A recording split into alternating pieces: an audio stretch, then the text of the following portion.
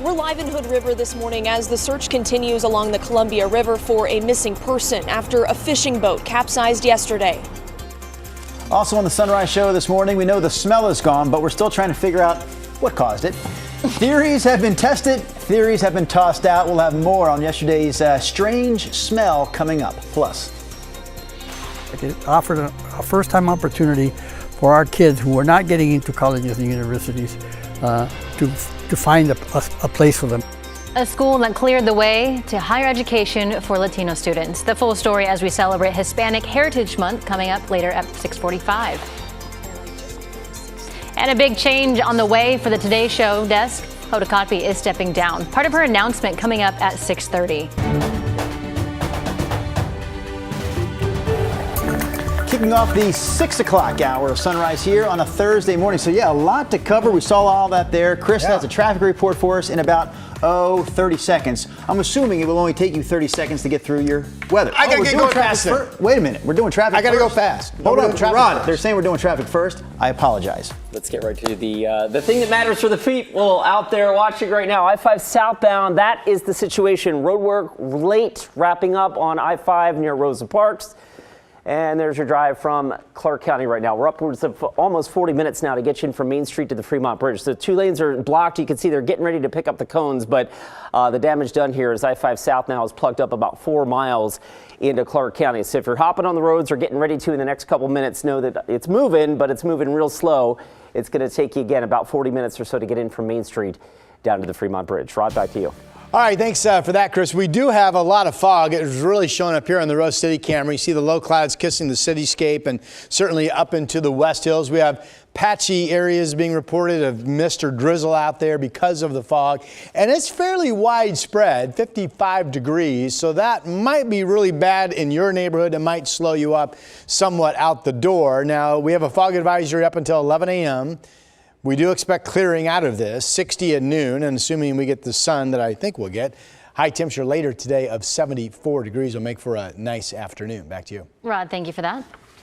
Law enforcement in Vancouver have arrested a man after he was riding around town on an e-bike with a gun. He was first spotted on the bike last night. Eventually, one neighborhood in Vancouver was ordered to shelter in place. Thomas Schultz is covering this story live for us this morning in Vancouver. Thomas, we know that shelter in place order was lifted just a few hours ago at 1 a.m. Yeah, Drew, in China, after that arrest, dispatch for Clark County say that they lifted that around 1 o'clock this morning. Now, that lockdown spanned about a half-mile radius around Northeast 26th Court near Northeast 45th Street. This all started around 8 o'clock last night when the man with the gun was first reported riding an e-bike by 13th and Harney Street near Clark County District Court downtown. No shots were fired, though for hours law enforcement worked to locate him and even flew a drone searching for the man before he was found. Now, there's still a lot we don't know about this. We don't know who the man was. We don't know his age. So once again, dispatch says there is no threat. There is a person in custody, and those shelter-in-place orders have now been lifted. Drew, China. All right, Thomas Schultz live for us there in Vancouver this morning. Meanwhile, officials in Hood River County will continue the search for a missing boater today after a boat capsized with 7 people on board yesterday. Ashley Grams is live in Hood River with more on what happened. Ashley?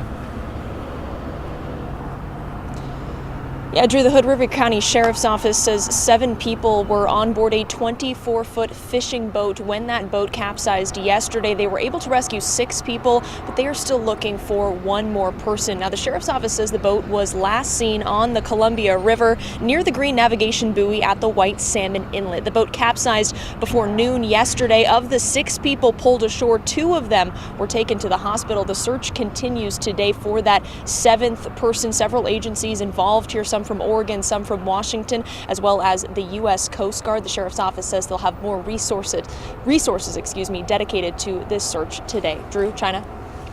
Ashley Grams, thank you. It's now been more than 24 hours since reports of that strange smell first started rolling into our newsroom, and officials still don't know the source of it.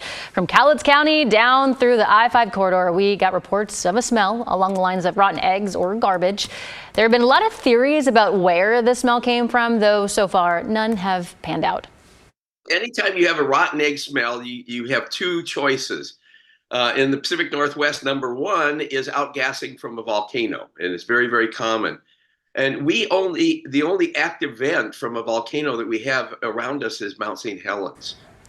So the U.S. Geological Survey debunked that theory too. Meanwhile, Cowlitz County officials have now brought in help at the state and federal level to track down the mysterious stench.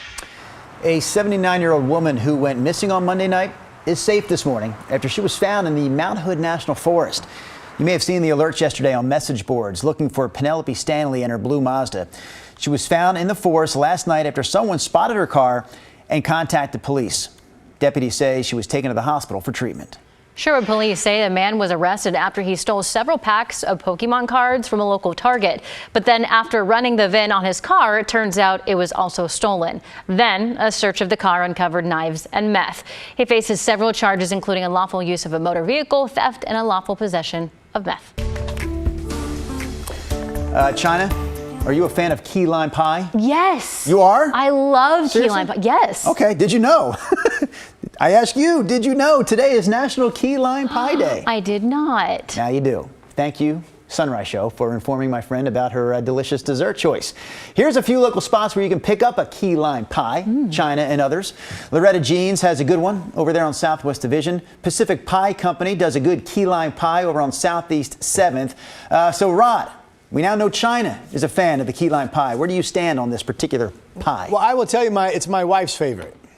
So We're friends. We're already friends. Knowing this information, I may pick up a pie on my way home and then proclaim myself a hero for the rest of the day. Oh, okay. Here's a look at our watch warning map. It has fog from Longview all the way down to Eugene. The advisory, that is, up until 11 a.m. Look at that. That's the Wells Fargo Tower. We're looking down and you can barely see some city lights, right? 55 degrees. Fog is dense enough. Here's the Rose City camera seeing another vantage point of the fog that we have reports of patchy drizzle out there this morning.